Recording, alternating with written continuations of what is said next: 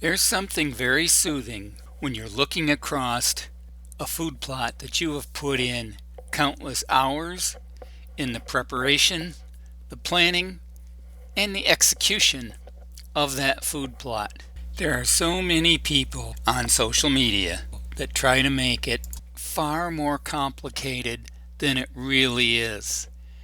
And what I want to do is share with the viewers today all the different cover crop plantings that I tried this year and show you the ones that were very successful and those that weren't. But all of them are successful at some level because even your failures will turn out to be your successes and keep you from making that same mistake in the future, or at least cause you to try and make changes. So let's get into this. My experience with cover crops have grown over the years. In the beginning, they were just part of a fall annual cover to increase food. But slowly, as time went by, I was learning ways to use them to help me be more successful with my summer plantings also. This year, I used my Tar River drill to plant into green standing cover crops, terminated and dying cover crops, previously disked and worked soil, and also some CRP fields that were terminated with chemicals and used no-till drill to plant with also. So this video is going to show you how all of these different techniques worked out. I've got a small, about 3/4 acre field that has been no-till drilled with soybeans for the past 2 seasons, and that was my plan this spring. But I soon found out that it had really compacted hard and had some competition in there that I wanted to get rid of. 2 years of droughts with heavy deer pressure basically turned the ground to concrete. So rather than use herbicide, I disked the entire field first, and then after I smoothed it out, I broadcast soybeans, corn, oats as a cover crop, and it came out pretty surprisingly well with no herbicide treatments. The haywire oats did a fantastic job protecting the soybeans and the corn from the heavy deer browse. I came back in early July and terminated them with glyphosate. I couldn't have asked for a more successful field. I have a smaller field directly to the north of this last one that had a very good cover crop growing in it, where I had tried to grow some milo and some brassicas in last fall's super dry season, which didn't do all that well, but in the spring came back very robust. And in here, right where you see Sophie standing, is where I drilled in soybeans. What I found out was there was some Roundup Ready alfalfa, and I don't know where it came from, that ended up in that field.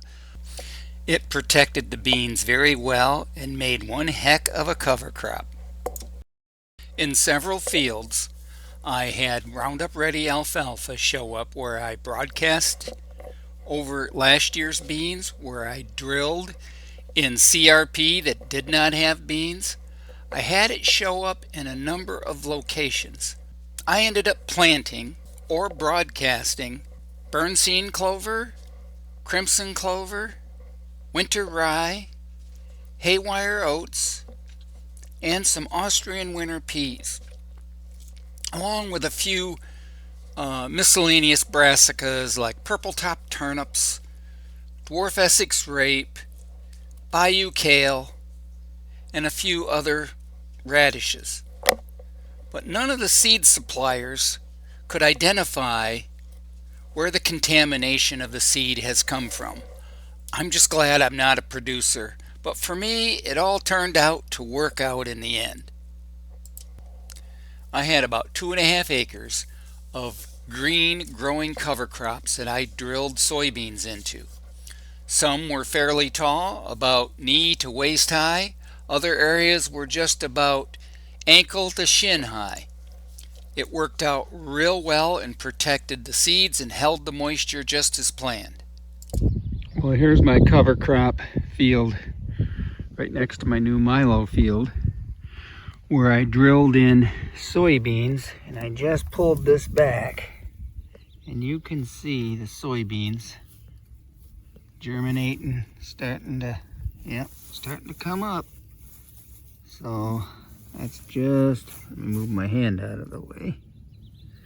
There they are right there. So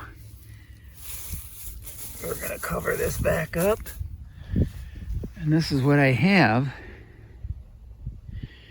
And this is really gonna protect the beans from the deer. It should work out pretty darn good. I've grown about as good as soybean crops and corn this year that I have in any other season. I'm definitely planning on using cover crops again. I used my John Deere no-till 2-row corn planter to drill right over the top of the soybeans. And as you can see, I had great success. It's really been fun playing with these no-till drills and cover crops this season. For far too long, I would spray in the middle of May and then wait for everything to turn brown and be dead and sterile, and then disc up the soil and broadcast the seed, drag over the top of that seed with my harrow drag, and cultipack to make a firm seed bed. It always worked, and some years I had great growth, and other years not so good.